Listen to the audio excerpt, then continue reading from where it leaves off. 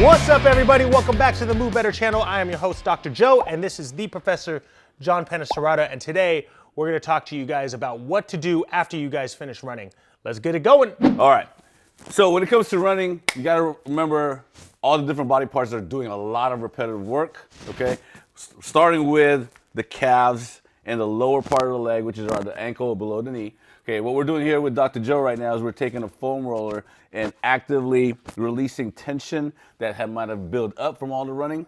And what he's trying to do right here is take this foam roller and kind of give himself a self-massage from the bottom of the calf all the way down towards close to the ankle, okay? And there's gonna be tendons there, but what we're trying to do is really try to focus on the belly of the muscle, all right? Or muscles, there's multiple muscles there.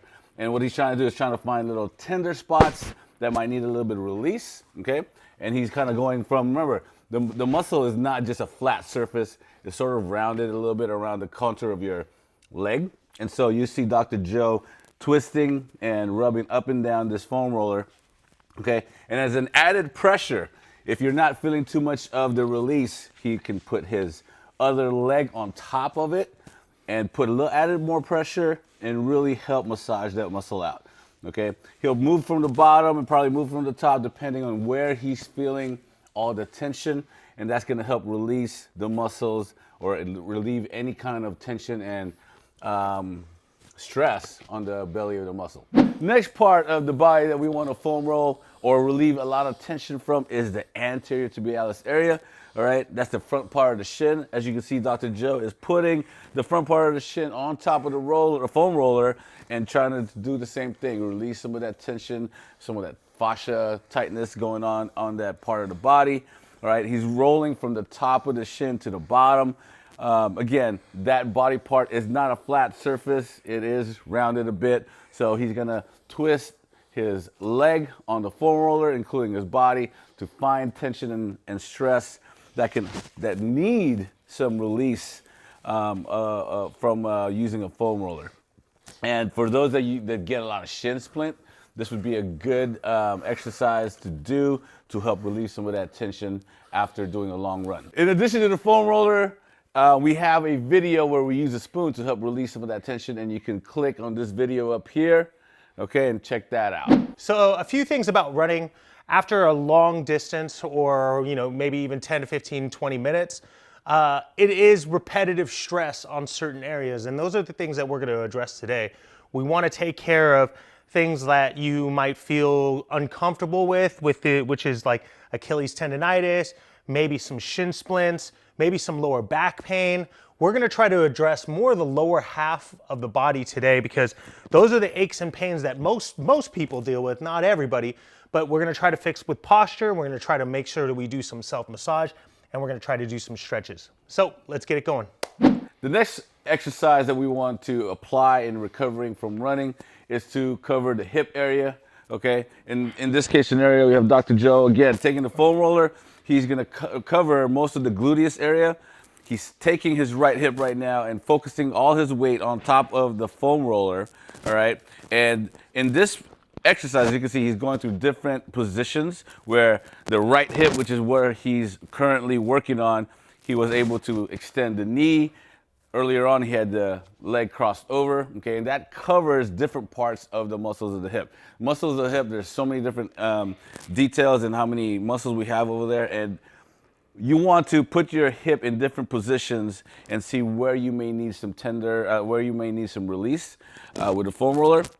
And again, the surface of the hip is not flat, so you're gonna have to roll on top of the foam roller in different positions to find really those tender spots. You wanna take care of your TFL, some of your hip flexors, and of course your glute area. And your quads. And your quads as well, okay? All attached to the hip. Yes, sir. And if you are able to release some of that tension in the hip, it should help release some other tension maybe that you might be feeling in your knee area, okay? So when you foam roll, you want to take about a minute or two per body part depending on the different tension that you're feeling. As you see Dr. Joe rolling up and down, he's really actively massaging it out, okay? You could also take a spot where if you really feel tender in one spot and just really focus on there, that's okay as well. It all depends on how you're feeling and what your body is responding to. I get a lot of questions about how much pressure that you need to put on a foam roller. You don't necessarily have to put a lot. Think of it more like a massage that you're trying to help with recovery with your muscles. You're not necessarily trying to push and move fascia all around. You're just trying to influence all the tissues to increase our healing process through a self-massage if we don't have a massage therapist that's readily available for you. Okay, so for some of the stretches that you might want to get afterwards, you might have seen this, you may have seen some runners doing this after they've gone on a long run. I like to stretch my Achilles out after a long run, especially the soleus and the gastroc, right around that gastroc area. We want to try to stretch that as much as possible to limit the amount of inflammation that's going to be settling in the Achilles tendon, in the Achilles tendon. So first thing he's going to do is just going to go up to a step, anywhere there's going to be an elevated surface, put the forefoot on, keep the heel down, and all he's going to do is just reach down and try to touch his toe. Now there's various ways to stretch your calves and your gastroc or the back of your shins. Most people can feel it. You don't even necessarily need to touch your toe. You just need to lean down as long as you're locking that knee out. And you don't have to tension. A lot of the stress and stretch that you feel here, that's normally from the sciatic nerve. The goal here is to remember to stretch this area, not necessarily right here. Now to get a deeper stretch into it, you're gonna sit on up. You're just gonna go ahead and bend, he's gonna bend his knee, bend your knee. Bend your knee into it, bend your knee, and you're just gonna try to drive your knee over your toe as much as possible to try to relieve that pressure in that gastroc or that Achilles tendon over here. The next position is the pigeon stretch.